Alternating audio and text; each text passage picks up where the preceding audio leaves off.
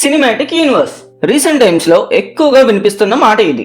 ఒక డైరెక్టర్ ఆర్ఎల్స్ రైటర్ తన కథలోని ఇన్సిడెంట్స్, ప్లేసెస్ ఆర్ఎల్స్ ఎనీథింగ్ రియల్ లైఫ్ లో ఉన్న వాటికి మ్యాచ్ చేయలేనప్పుడు ఎంచుకునే కొత్త విధానమే ఈ సినిమాటిక్ యూనివర్స్.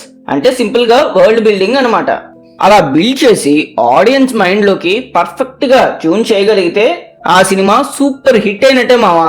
ఎగ్జాంపుల్ అవతార్ లో పండోరా, మన సలార్ లో కాన్సార్ లాగా అన్నమాట. కానీ తెలుగులో 1957 లో వచ్చిన మాయాబజార్ సినిమాలో కూడా ఇలాంటి వరల్డ్ బిల్డింగే జరిగిందని మీకు తెలుసా? అదేంటి, అది మన మహాభారతంలోని ఒక పార్టే కదా అంటారా? కానే కాదు.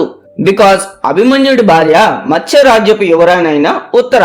కానీ మాయాబజార్ సినిమాలో డైరెక్టర్ కేవీ రెడ్డి గారు బావా మర్దళ్ళైన శశిరేఖ అభిమన్యుడికి పెళ్ళైతే ఎలా ఉంటుంది అనే ఒక కొత్త ఇమాజినరీ ప్లాట్ ని డెవలప్ చేసి తీశారు.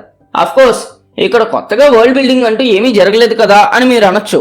బట్ ఆ రోజుల్లో అసలు పురాణాల్లోనే జరగని కథని మహాభారతం వరల్డ్ లో సెటప్ చేయగలిగారంటే అబ్బా, ఇంకా అంతకు మించి వరల్డ్ బిల్డింగ్ ఎక్కడుంటది మావా.